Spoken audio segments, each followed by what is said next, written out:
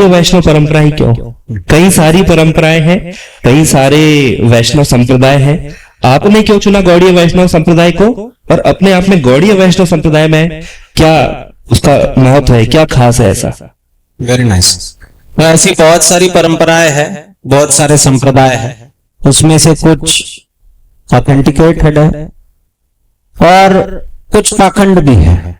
तो जो प्रामाणिक संप्रदाय है, जो वैष्णव संप्रदाय है, खास करके श्री संप्रदाय है, कुमार संप्रदाय है, रुद्र संप्रदाय है और ब्रह्म संप्रदाय है। तो मध्व संप्रदाय ये ब्रह्म संप्रदाय का ही एक अंग है।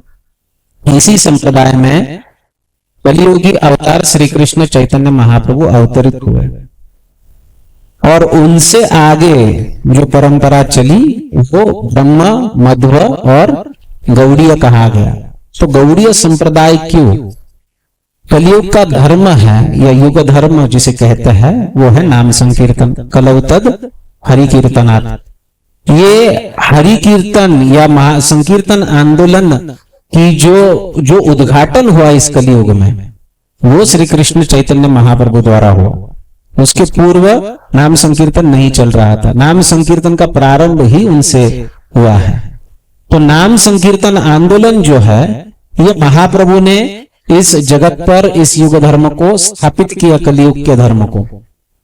अब गौड़ीय संप्रदाय में आप अगर देखोगे तो इस नाम संकीर्तन की क्रिया को प्रैक्टिकली करने की संपूर्ण सुविधा इसमें। अभी तत्व अन्य प्रामाणिक संप्रदाय में तत्व नहीं है कि बहुत अच्छे अच्छे तत्व हैं। जैसे श्री संप्रदाय में आप देखोगे तो भगवान के विग्रहों की सेवा, शास्त्र का अध्ययन, ये बहुत ऊंचे ऊंचे सिद्धांत उनमें है और सिद्धांत में कोई अंतर नहीं है।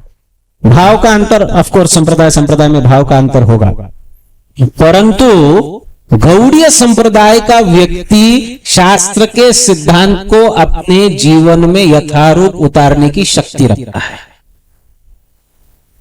अभी अभी हम गौर पूर्णिमा हुई तो उसके चलते चैतन्य चरितामृत की कथा कर रहे थे, जिसमें कृष्णदास कविराज गोस्वामी भगवान श्री कृष्ण के आविर्भाव के कारण बता रहे हैं। क्यों भगवान श्री कृष्ण महाप्रभु बनकर आते हैं, तो उसमें वे एक कारण बताते हैं कि भगवान खुद, गीता बताए है ना, भगवान ने गीता में कई सारे उपदेश दिए। क्या क्या उपदेश दिए? यद करोषि यद अश्नासी यद जोषि ददासी, जो कर रहे मेरे लिए करो, जो खाओ मुझे अर्पण करके खाओ, या मन मना भव मद भक्तो मध्याज, मेरा अपना मन मुझ में लगाओ, मेरी भक्ति करो, मेरी पूजा करो, मुझे नमस्कार करो, है ना। सर्वधर्मान परित्यज्य मामेकं शरणं व्रज, सब धर्मों का त्याग करके मुझे शरण आ जाओ। तो ऐसे कई उपदेश भगवान कृष्ण गीता में दिए। लेकिन फिर भगवान श्री कृष्ण सोच रहे हैं कि मैंने ये उपदेश दिए लेकिन कलियुग का जीव इसको पालन नहीं कर पा रहा है। अब इसको अगर पालन कराना है इससे तो क्या करना होगा? इससे अगर पालन कराना है तो इसको दिखाना होगा कि इसको पालन कैसे कराया जाता है। तो भगवान कृष्ण स्वयं आए। कैसे आए? दो चीजों को लेकर आए। कविराज गोस्वामी कहते हैं वो राधा द्युति यानी राधा कांति और राधा भाव को लेकर आए।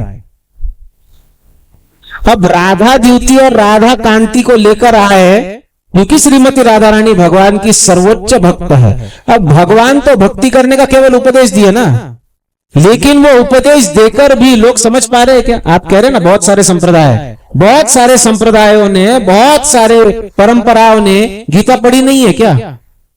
ऐसे कई लोग हैं जो बैठकर गीता का पारायण करते हैं। हफ्तों तक गीता पढ़ते रहते, श्लोक पढ़ते हैं, उसके ऊपर के तात्पर्य, टीका टिप्पणी सब पढ़ रहे हैं, है ना। जैसे हमारे महाराष्ट्र में पारायण होता है गीता का, ज्ञानेश्वरी का। अब संत ज्ञानेश्वर जी ने बहुत सुंदर टीका दी है गीता के ऊपर, है ना। अगर आप गीता में से कोई, अभी एक मैं उदाहरण देता हूं, एक श्लोक है गीता में जिसमें कहा गया है कि यज्ञ शिष्टाशिन संतम उच्चन्ते सर्व किल विषयी भुंजन्ते तो अगम पापः ये पचन्ति आत्म कारण।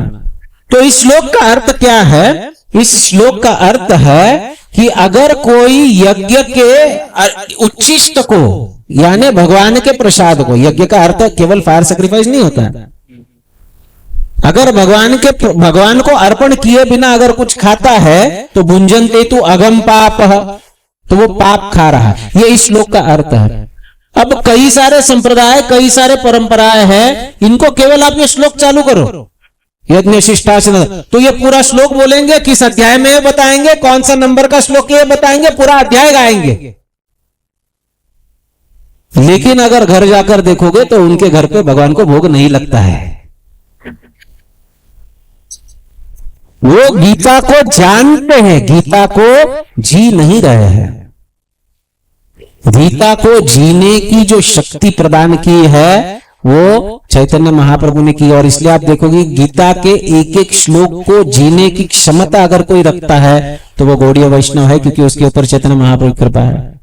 और इसलिए आप अगर देखोगे कि गौड़ीय वैष्णव वो भक्त है जो संपूर्ण पृथ्वी में आज सनातन धर्म का प्रचार कर रहा है। सनातन धर्म के ऊपर बात करने वाले बहुत लोग हैं, क्योंकि आप सनातन शब्द लगाओगे तो ये अभी समय ऐसा चल रहा है, केवल सनातन शब्द लगने से ही बहुत बड़ा लिवरेज मिल जाता है, बहुत बड़ा ब्रांडिंग हो जाता है ना। मेरे चैनल का नाम है। हाँ, सनातन पत्रकार, देखो। हाँ, केवल सनातन शब्द से पूरा उतल पुतल हो जाता है, लेकिन सनातन को जी कौन रहा है बताइए।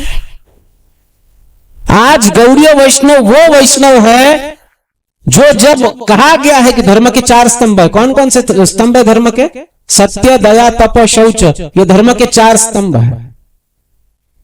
सत्य नष्ट होता है अगर कोई जुआ खेलता है, तो तपस्या नष्ट होता है अगर कोई किसी भी प्रकार से इंटॉक्सिकेशन करता है, तो नशापान करता है, तो शौच नष्ट होता है अगर व्यभिचार होता है, तो इसलिए ये 4 नियमों का पालन करना आवश्यक है। आज कौन इन 4 नियमों के विषय में बोल रहा है बताइए? केवल हमारे शास्त्रों के सिद्धांतों को, उसमें दिए गए वचनों को, उसका लाभ लेकर लोगों को प्रसिद्धि चाहिए, लोगों को बड़ी बड़ी बातें करनी है, लेकिन जब पालन करने का समय आता है तो आज हम बड़े गारंटी के साथ कह सकते हैं कि वो केवल एक गौड़ीय वैष्णव है जो इन सिद्धांतों का सही पालन करने की क्षमता रखता है। और साल दर साल, सालों से, दशकों से ऐसे हजारों भक्त है जो इन सिद्धांतों को अपने जीवन में पालन कर रहे हैं। आपने पहला प्रश्न पूछा ना, 25 साल हो गए। 25 साल तो बहुत छोटी बात है। 50 साल भक्त इस संस्था में और पालन कर रहे हैं। कहां से आती है उनको ये शक्ति? ये है गौड़ीय वैष्णव संप्रदाय। ये एक प्रेस्टीज इशू नहीं है, ये एक फैशन नहीं है। जैसे लोग कहते हैं मैंने गुरु बना लिया, अरे कोई फैशन है क्या गुरु बनाना? तो गौड़ीय वैष्णव संप्रदाय क्यों आवश्यक है? गौड़ीय वैष्णव संप्रदाय इसलिए आवश्यक है, आपको अगर स्वयं से प्रामाणिकता रखनी है ना, तो इस संप्रदाय में आपको बहुत अधिक सपोर्ट मिलेगा। अगर आप प्रामाणिक भक्ति करना चाहते हैं तो गौड़ीय वैष्णव संप्रदाय ये एक ही संप्रदाय है जहां पर आप प्रामाणिकता से भक्ति कर सकते हो। पर ऐसा नहीं है कि मैंने भी यहां आने से पहले कहीं और गया नहीं या कुछ और सुना नहीं, लेकिन जब आप यहां आते हैं हर प्रश्न का उत्तर आपको प्राप्त होता है। आज मैं आपको गारंटी के साथ कहता हूं, इस जगत में हर प्रश्न का उत्तर प्राप्त करने की एक ही जगह है और वो है गौड़ीय वैष्णव संप्रदाय, और खास करके अंतर्राष्ट्रीय श्री कृष्ण भावनामृत संघ, क्योंकि वो एक्सेसिबल है। आपको इसके भक्त हर जगह मिलेंगे, इनके ग्रंथ हर जगह मिलेंगे। प्रभुपाद जी की कृपा प्रचुर मात्रा में प्रवाहित प्रसारित हो रही है। इसलिए गौड़ीय वैष्णव संप्रदाय ये कलयुग के लिए बहुत बड़ा आधार है।